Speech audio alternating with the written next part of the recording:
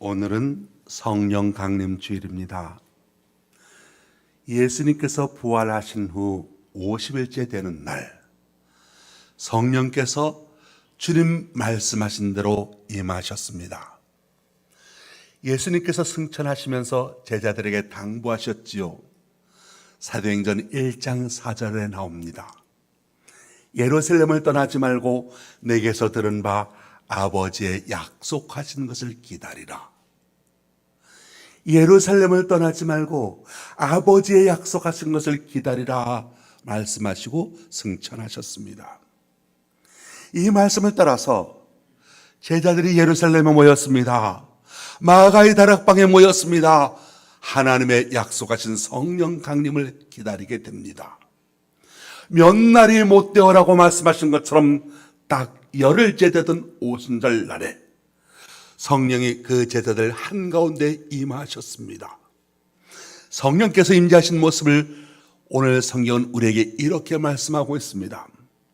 오순절 날이 이미 이름에 그들이 다 같이 한 곳에 모였더니 호련히 하늘로부터 급하고 강한 바람 같은 소리가 있어 그들이 앉은 온 집에 가득하며 마치 불의 혀처럼 갈라진 것들이 그들에게 보여 각 사람 위에 하나씩 임하여 있더니 그들이 다 성령의 충만함을 받고 성령이 말하게 하심을 따라 다른 언어들로 말하기를 시작하니라 말씀합니다.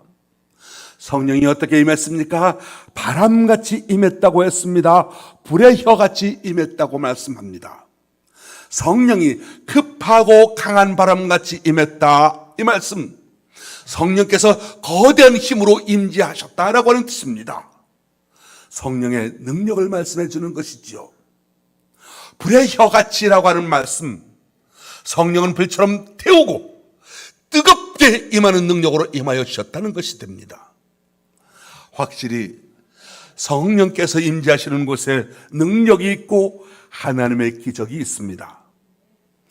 지금까지 두렵고 떨리는 마음으로 마가의 다락방에 모여있던 예수님의 제자들은 이렇게 성령 충만함을 받게 되었고, 그리고 그 다음에는 그 어떤 두려움도 떨림도 없어지게 되었던 겁니다.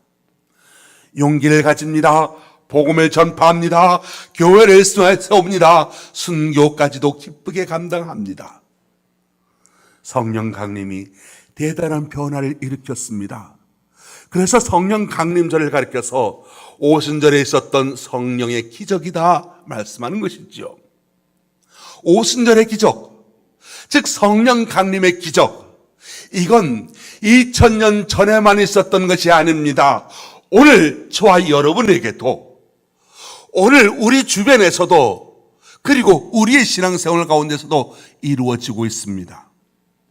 이 아침에 우리는 오순절의 기적이 무엇인가 생각해 보면서 하나님의 뜻을 찾고 우리 모두가 성령 충만한 사람으로 살아갈 수 있게 되기를 예수님의 이름으로 축원합니다.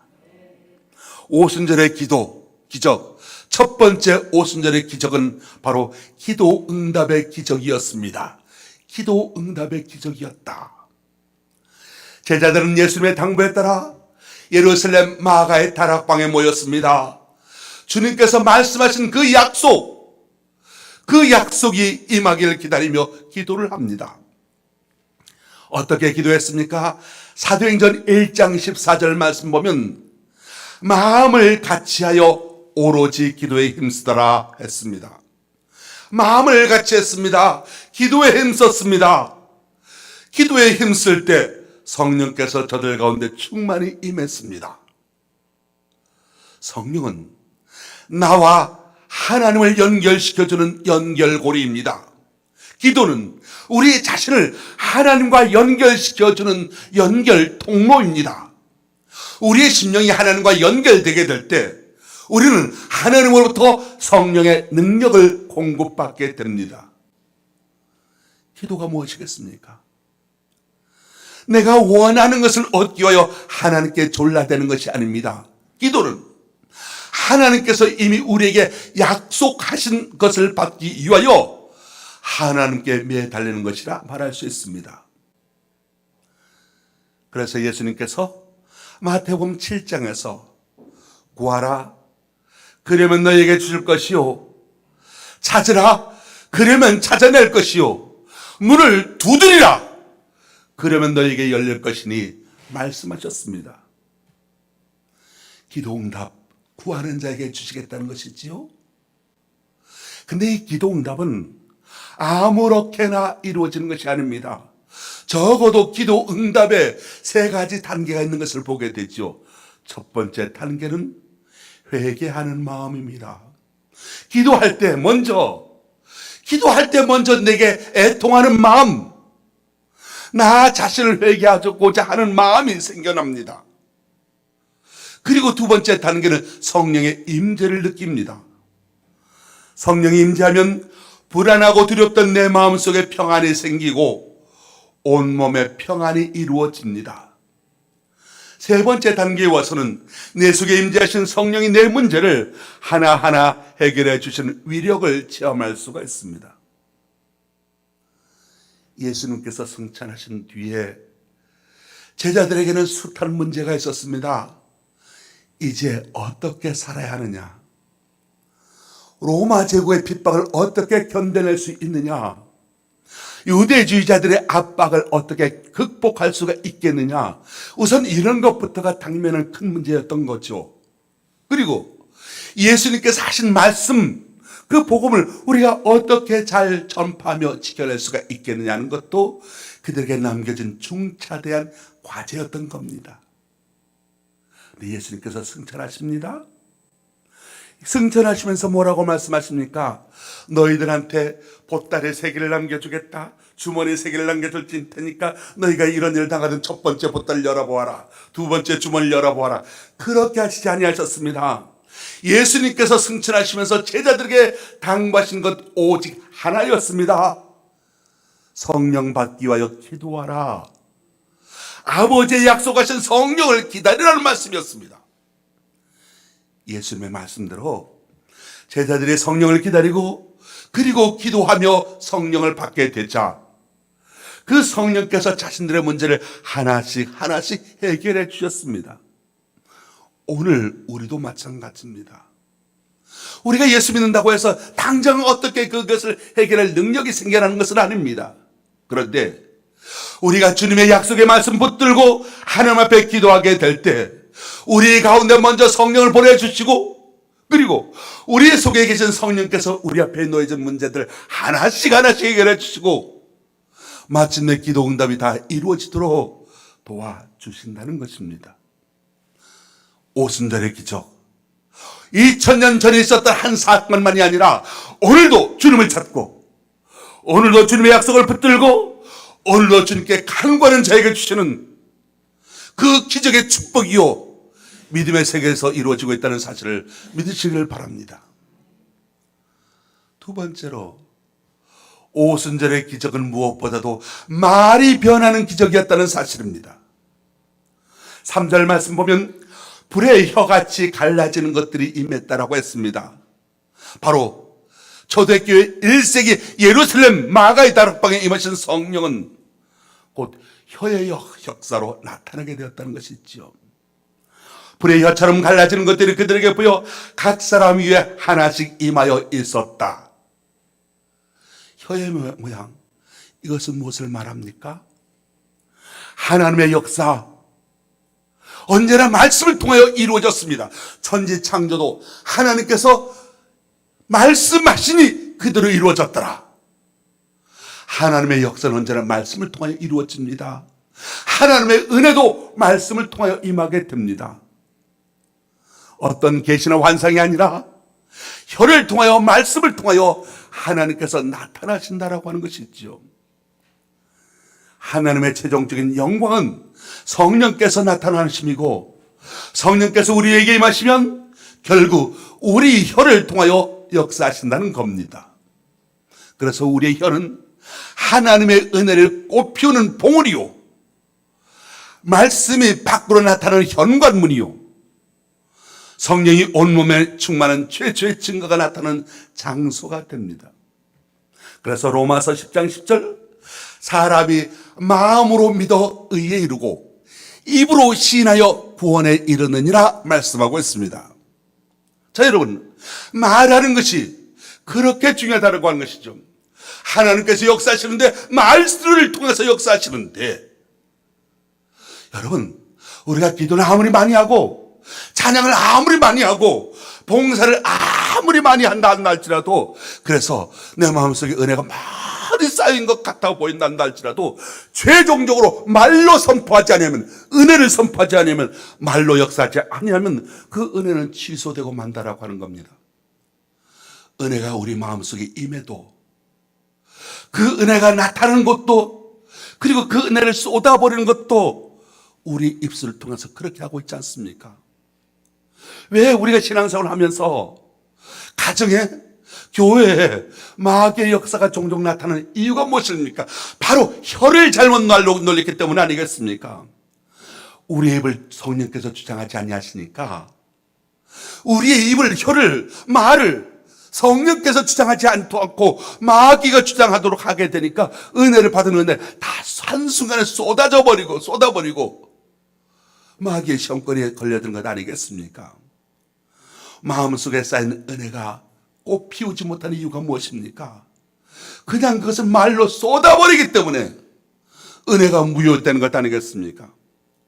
그래서 말로 싸움 잘 거는 열매, 욕 잘하는 열매, 비판 잘하는 열매, 그런 것을 내어놓으려 하니 내 마음속에 쌓았던, 기도하고 말씀 속에 뜨거워졌고 봉사할 때 감사했던 그 은혜의 씨앗들이 땅에 쏟아져 버리는 것 아니겠습니까? 열매를 보아 나무를 안다고 했습니다. 내 혀를 사단에게 내주었기 때문에 우리 가운데 마귀의 저주가, 마귀의 역사가, 마귀의 소리가 핥히고 그렇게 자국을 남기게 되는 것이지요. 그래서 내 혀를 누가 주장하고 있는지, 내 혀를 어디에 두고 있는지 잘 점검해야 합니다. 성령 강림, 바로 우리의 말의 변화를 통해서 임하게 되었다는 것을 보게 됩니다. 야고보서 3장 6절, 혀는 곧 불이요 불의의 색이라. 혀는 우리 지체 중에서 온몸을 더럽히고 삶의 수레바퀴를 불살이나니 그 사르는 것이 지옥불에서 나오느니라 말씀합니다. 아무리 우리가 교회에서 은혜로운 말씀을 받고, 아무리 기도를 많이 하고, 아무리 찬양을 많이 해도 마귀를 한순간 마귀에게 혀를 빼앗기게 되면 하나님께 받은 모든 은혜를 지옥불에 던져버리게 된다는 겁니다. 그렇지 않습니까? 젊은 청춘 남녀가 사랑을 약속합니다. 찰떡같이 결혼을 약속합니다. 그렇게 사랑을 맹세합니다. 근데 며칠 뒤에 친구나 연인이 취소야 한마디 해버리면 그 한마디 때문에 그 모든 것이, 기대와 모든 약속이 취소되는 것과 마찬가지지 않겠습니까? 하나님께서는 성령으로 우리 혀를 지배하기를 원하십니다. 하나님의 영광이 우리 혀 위에 빛나게 될 때 구원의 열매를 맺게 될 것입니다. 그러니 우리는 예수 믿는 사람답게, 그러니 우리는 성령 받은 사람답게 내 혀, 내 말을 성령께서 주장하시도록 사랑의 말을 해야 하고, 살리는 말을 해야 하고, 생명의 말을 해야 한다는 사실입니다. 우리의 혀로 은혜 쏟지 않게 되길 바랍니다. 우리 말로 구원의 소망을 선포하십시오. 기적의 말을 하십시오. 승리의 말을 하십시오. 능력의 말을 하십시오. 성령께서 여러분의 입을 통하여 하나님의 크신 기적의 역사로 나타나게 될 것입니다. 여러분의 혀를 하나님의 성령이 주장하시면 혀를 통하여 불같은 하나님의 역사가 나타나게 됩니다. 여러분의 삶의 수레바퀴가 성령의 기름으로 힘차게 굴러가게 될 것입니다. 그런가 하면 마귀도 다가와서 우리들의 혀를 지배하려고 합니다. 마귀가 말한 건 뭡니까? 그래, 교회 잘 다녀라. 그래, 기도 많이 해라. 그래, 은혜 많이 받아라. 그런데 내게 혀만 다고 내가 10년 동안 받은 것 한순간에 쏟아버리겠다. 여러분, 영혼과 얼굴에 넘치는 평화가 없고 가정 풍파가 다가오고 사업이 무너지고 시기하고 분쟁하며 사는 것이 귀찮아지는 이유가 무엇입니까? 우리의 혀가 지옥불에서 끌어오고 있기 때문 아니겠습니까? 사랑하는 여러분, 저와 여러분 혀에 성령의 불이 붙게 되기를 원합니다. 가정과 교회 문제는 주로 혀에서 발생하지요. 은혜 충만, 성령 충만하다고 하면서도 혀에 재갈을 물리지 못하면 그 경건은 헛되는 것이라고 야고보서 1장 26절 말씀합니다. 누구든지 스스로 경건하다 생각하면 자기 혀를 재갈 물리지 아니하고 자기 마음을 속이면 이 사람의 경건은 헛것이라. 성령은 혀를 통하여 역사합니다. 지옥불도 혀를 통하여 역사합니다. 우리 혀가 통로가 된다는 것이지요. 지금까지 혀를 하나님께 드리지 못하고 마귀에게 빌려주셨습니까? 우리의 혀를 통해서 사람 악하게 하는 말을 많이 했습니까? 이제 저와 여러분의 혀를 하나님의 말씀을 따라 바로 사용할 수 있게 되시기를 바랍니다. 전에는 혀로 불의와 남을 비난하고 원망하고 절망적인 말을 해서 은혜를 꺼버리는 소방수 역할을 했으나 이제는 혀로 하나님의 영광에 이르기를 소원하며 사랑과 생명을 선포하십시오. 내 혀를 통하여 구원받는 것을 말하며 기쁨과 소망과 칭찬을 말하며 은혜의 확성기가 되도록 사용하십시오. 혀로서 남을 비난하고 공격하면 물론 남의 상처를 받습니다. 그건 죄입니다. 근데 그보다 나쁜 건 남이 상처받기 전에 내 혀에서 하나님의 영광이 떠나가게 되고 내가 먼저 상처를 받게 된다는 것입니다. 남이 여러분을 비방하고 남이 여러분의 마음을 차갑게 말하고 남이 여러분에게 은혜를 쏟도록 유도할지라도 대꾸하지 마십시오. 멀리하십시오. 예수님을 보십시오. 욕을 당하셨습니다. 그래도 맞대 욕하지 아니하셨습니다. 예수님 보십시오. 고난당하셨습니다. 위협하지 아니하셨습니다. 오로지 심판하신 하나님께 부탁하셨습니다. 원망과 비난과 은혜를 쏟아버리는 소리가 여러분에게 왔다가도 있을 곳을 발견하지 못하고 다시 지옥으로 돌아가도록 하십시오. 그리고 저와 여러분이 그동안 남을 비난하고 원망하고 질투하고 시기하고 교만하게 주장했던 것을 회개하십시오. 절망과 부정적인 생각도 그렇게 말할 뿌리가 되니까 마음속에 있을 때 재빨리 털어버리십시오. 잠언 4장 2절 말씀입니다. 모든 지킬 만한 것 중에 더욱 내 마음을 지키라. 생명의 근원이 이에서 남으니라. 혀를 잘못 놀리면 하나님의 영광이 떠나갑니다. 혀를 잘못 노리면 마귀를 불러들입니다. 혀를 잘못 놀리면 내 온몸이 마귀의 권세에 사로잡힘으로 내가 손해를 보게 됩니다. 그러니 저와 여러분, 물을 지킬 만한 것 중에 혀를 지켜야 됩니다. 혀는 마음과 삶의 출입로가 됩니다. 여러분의 마음에 임한 하나님의 은혜와 영광이 여러분의 입을 통하여 여러분의 온 몸과 여러분의 온 삶에 여러분의 가정과 이웃에게 찬란하게 꽃피고 열매가 맺게 하십시오. 은혜의 전선 제일 앞장선 보루가 우리의 혀임을 다시 한번 명심하면서 우리의 혀에 하나님의 성령이 불같이 임하게 되기를 주의 이름으로 축원합니다. 4절 말씀을 봅니다. 그들이 다 성령의 충만함을 받고 성령이 말하게 하심을 따라 다른 언어들로 말하기 시작하니라. 우리의 혀가 성령의 말하게 하심을 따라 말을 해야 한다는 것이죠. 성령이 임재했던 오순절에 세계 각지에서 언어가 다르고 문화가 다른 사람들이 많이 모여 있었습니다. 성경에 나온 나라만 해도 15개나 됩니다. 이 나라들 중에는 멀리 동쪽 아시아로부터 오늘날 이라크 땅에 있는 메소포타미아, 서쪽으로는 터키의 갑바도기아, 로마, 남쪽으로는 애굽을 비롯해서 아프리카, 리비아의 사람까지 각 지역의 사람들이 모여들었습니다. 서로 말이 다릅니다. 풍습이 다릅니다. 문화가 달랐습니다. 그럼에도 불구하고 성령이 임하게 되니까 그럼에도 불구하고 성령께서 저들의 혀를 주장하게 되니까 서로 의사소통이 되었더라. 서로 말을 알아들을 수 있어 알아듣게 의사소통이 되었더라라고 하는 것입니다. 그렇습니다. 사단의 역사는 의사소통이 안 되게 하는 언어의 장벽을 칩니다. 각자 마음이 갈라지게 하고 다투게 하고 싸우게 만듭니다. 근데 성령은 말이 같아지게 하고 마음이 같아지게 하고 의사소통을 이루게 한다는 것이죠. 성령의 역사가 이루어지는 그곳에 언어 장벽이 해소되게 되고 의사소통이 된다는 것입니다. 의사소통이 된다는 것은 무엇을 말합니까? 대화가 된다는 것을 말하죠. 대화가 있다는 것은 무엇입니까? 교제가 있다는 것이죠.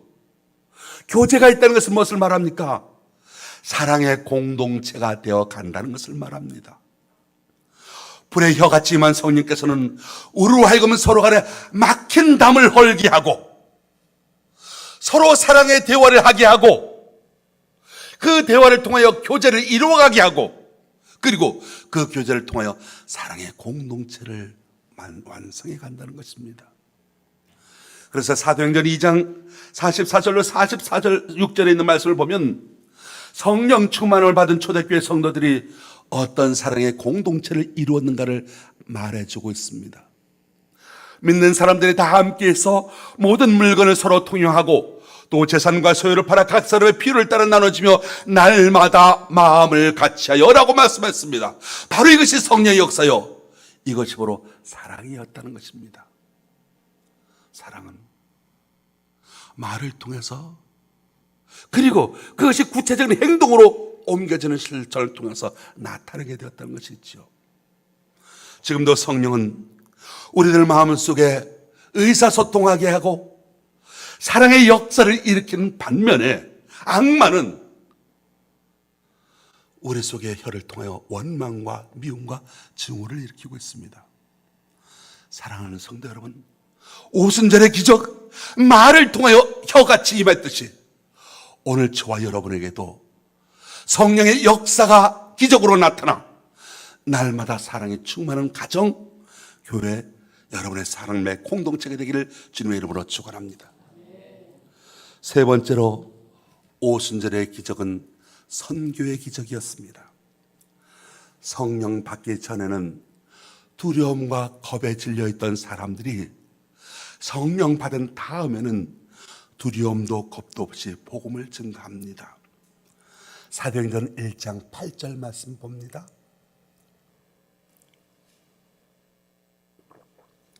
오직 성령이 너에게 임하시면 너희가 권능을 받고 예루살렘과 온 유대와 사마리아와 땅끝까지 이르러 내 증인이 되리라. 성령 받은 사람, 하나님의 말씀을 증거하는 힘이 있게 됩니다. 이 힘에 의해서 마가의 다락방에 있던 120여 명 성도들이 복음을 들고 세계 각지로 나가게 됩니다. 예루살렘의 교회가 세워집니다.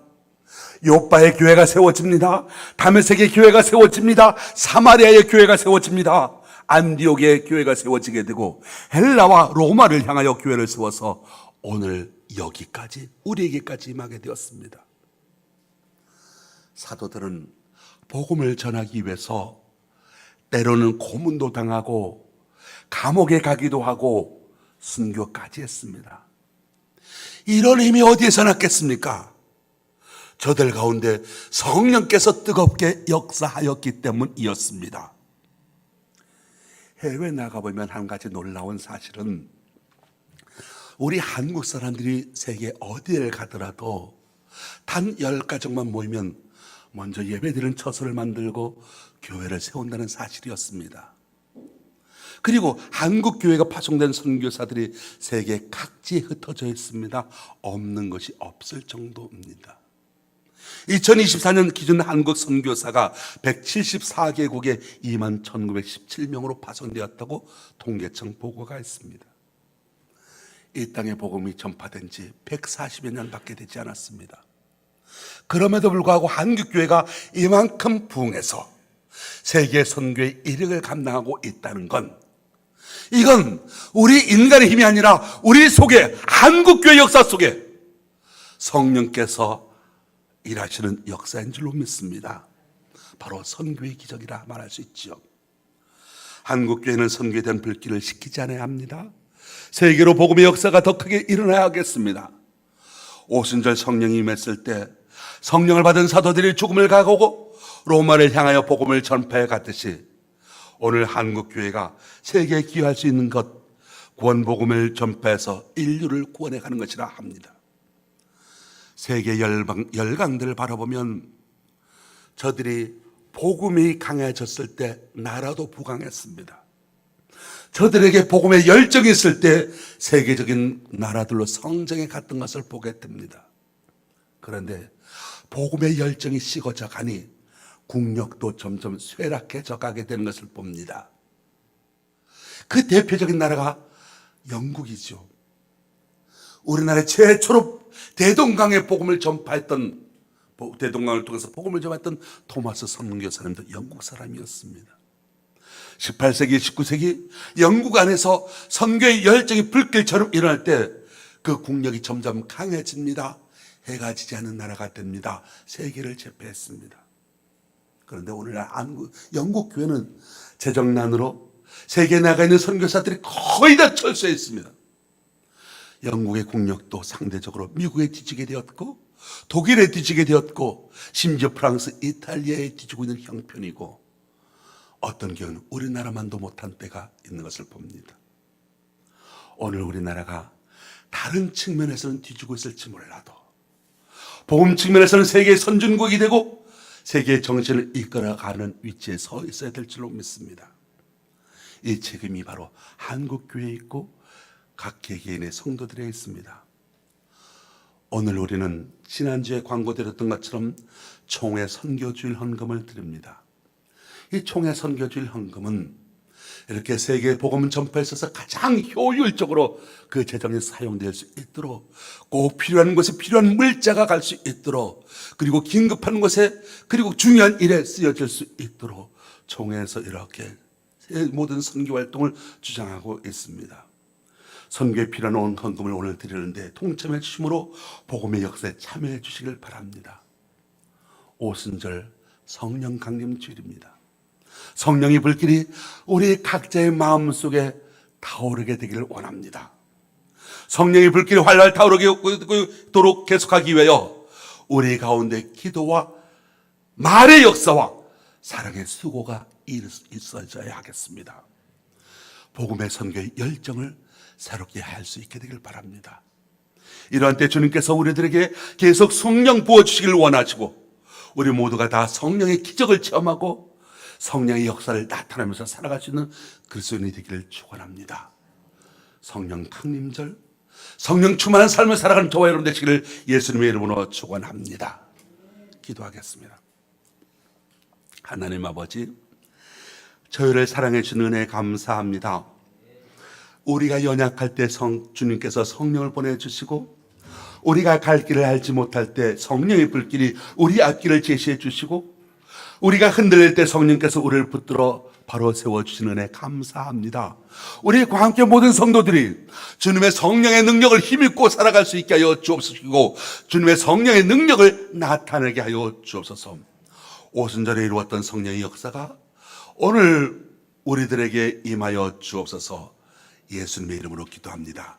아멘.